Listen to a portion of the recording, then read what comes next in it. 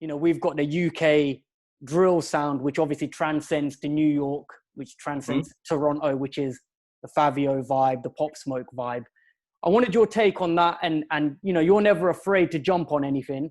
And can we expect something from you on something like that? Have you been listening to any of those kind of beats and things? DJ Firestarr keeping it smashed. Yeah, I mean, I'm very in tune with the drill scene, even from just, being in tune with the artists, you know what I mean? All those guys, Fabio and all of the guys here in New York who are pioneering that drill sound here, you know what I'm saying? But I've also just I'm just a fan of the music as well, you know what I'm saying? At the same time, you know what I mean? So I can't say that I'm actually working on or toward anything, but like you said, I like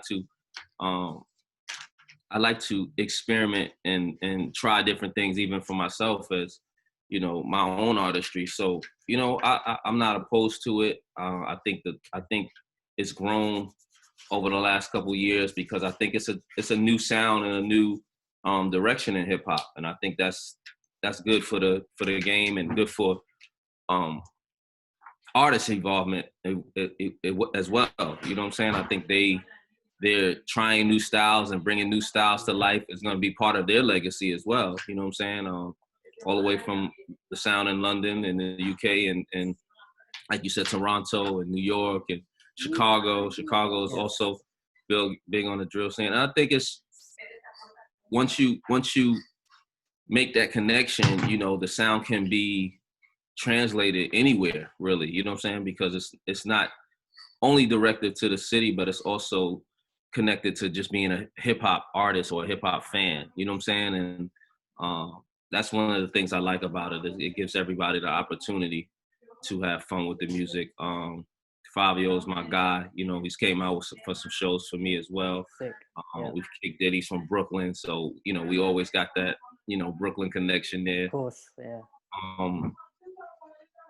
Even down to Pop Smoke, my rest in peace, Pop Smoke. All our interactions, we talked about music, and I congratulated him on everything that he was doing at the time.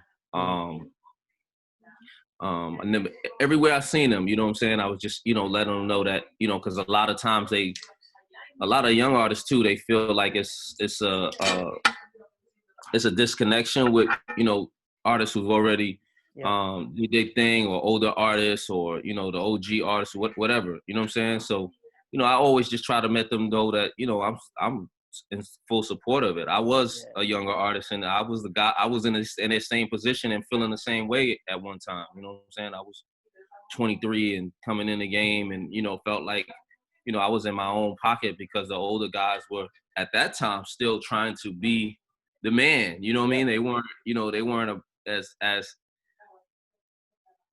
as eager to pass the torch, so to say. You know what I'm saying? Because they were still doing their thing, and I had to really kind of carve out my own lane and not depend on anybody else to, give me anything. You know what I'm saying? Yeah. So I think, Fab, back then as well, it wasn't as easy to show love in the sense of right now, you can obviously just send a DM and show a man love and get it cracking. You know what I mean? But back then, we didn't have that.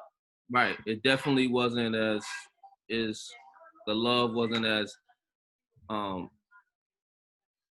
giving or accepted. You know what I'm saying? It was just kind of like you had to do your thing and, make your own lane. And I think kind of things grew from there. But it never was kind of the way it is now, where there's still a lot of, bickering back and forth, but there's also a lot of love being shown and a lot of respect for a lot of the artists and what they're doing. So, I think it goes hand in hand.